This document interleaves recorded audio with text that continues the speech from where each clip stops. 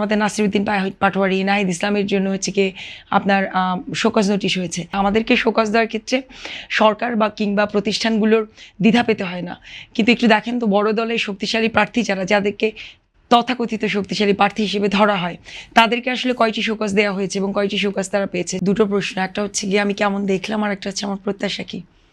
বড় ভাই কেমন দেখলেন সেটা একটু রেফার করি। উনি বললেন ফজরের নামাজ পড়ে উনি দেখেছেন কিছু লোক পোস্টার টানাচ্ছে। এবার জাস্ট আপনাদের জানার জন্য বলি যে এবার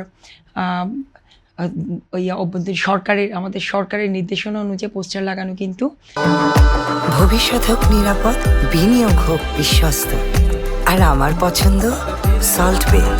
ওয়েলকাম টু সল্ট বে। আমাদের নির্বাচন বিরোধী আচরণ, ঠিক আছে? তার মানে যারা পোস্টার লাগাচ্ছিলেন তারা আসলে নির্বাচন বিরোধী আচরণ করছেন। এরকম নির্বাচন যেটা দিয়ে আপনি শুরু করলেন যে নির্বাচনের আচরণবিধি ভঙ্গ করে অনেকেই অনেক কিছু করেছেন, যেমন আমার আসনেরই যিনি আমার অপোজিশনে আছেন সবচেয়ে বড় দলের এক প্রার্থী, আমি ঢাকা 19 থেকে লড়ছি, জানেন। এবার ঢাকা 19 থেকে এনসিপি জামাত জোটের প্রার্থী আমি লড়ছি। অপোজিশনে যিনি আছেন আজকে প্রথম দিনেই যেটি আরও একটি ভায়োলেশনের খবর পেলাম যে তিনি একটি সমাবেশে গেছেন, উপস্থিত হয়েছেন। তো এই সমাবেশে প্রধান অতিথি হয়ে গিয়েছেন, সম্ভবত একটি স্কুল এবং কোনো একটি প্রোগ্রামে। এটাও আমাদের আচরণবিধি লঙ্ঘনের হচ্ছে কি বিষয়। তো যেই কথাটা বলছিলেন যে লেভেল প্লেয়িং ফিল্ডটা আসলে, তো লেভেল প্লেয়িং ফিল্ডটা মনে হচ্ছে যেন আমরা যারা তুলনামূলকভাবে সো কল শক্তিশালী দল নয় তাদের জন্য অনেক বেশি প্রযোজ্য। হ্যাঁ, প্রযোজ্য হচ্ছে গিয়ে ধরেন এই যে লেভেল প্লেয়িং ফিল্ড ক্রিয়েট করার জন্য তারা যে বিধিনিষেধগুলো দিচ্ছে।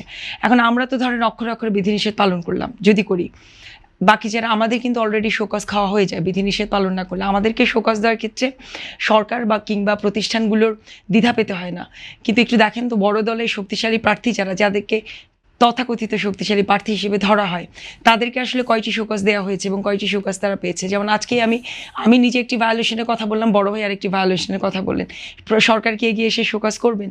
তাহলে এটা হচ্ছে কি বাস্তবতা।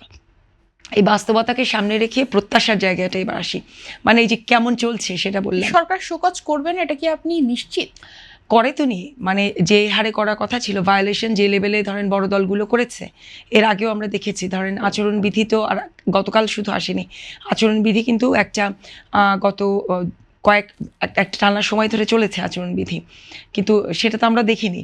যেমন ধরেন আমাদের নাসিরউদ্দিন পাটোয়ারি নাহিদ ইসলামের জন্য হচ্ছে কি আপনার শোকজ নোটিশ হয়েছে, কিন্তু এই ঢাকা শহরে বড় বড় আপনারা প্ল্যাকার্ড দেখেছেন, বড় বড় ব্যানার ফেস্টুন দেখেছেন যে এই প্রার্থীদেরই ছবি সহ বড় দলের।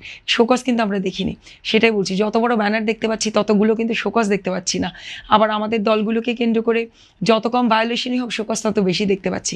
কাজে কতটুকু লেভেল প্লেয়িং ফিল্ড আসলে এনশিওর করা হবে সেই জায়গাটা আমি একটা শক্তিশালী প্রশ্ন রাখতে চাই। আর প্রত্যাশার জায়গা, ডেফিনেটলি প্রত্যাশার জায়গা আপনাদের যেরকম আমারও সেরকম, খুব উৎসব মুখর পরিবেশে লেভেল প্লেয়িং ফিল্ডে সন্ত্রাস, চাঁদাবাজি এবং কোনো ধরনের হুমকি থামকি ছাড়া এবারের নির্বাচনটা হয়ে যাক। কারণ এবারের নির্বাচন বড় ভাই দুজনই বললেন আমরা বহুদিন পর 16 বছর পর একটা জনগণের অংশগ্রহণের মধ্যে দিয়ে নির্বাচন পেতে যাচ্ছি।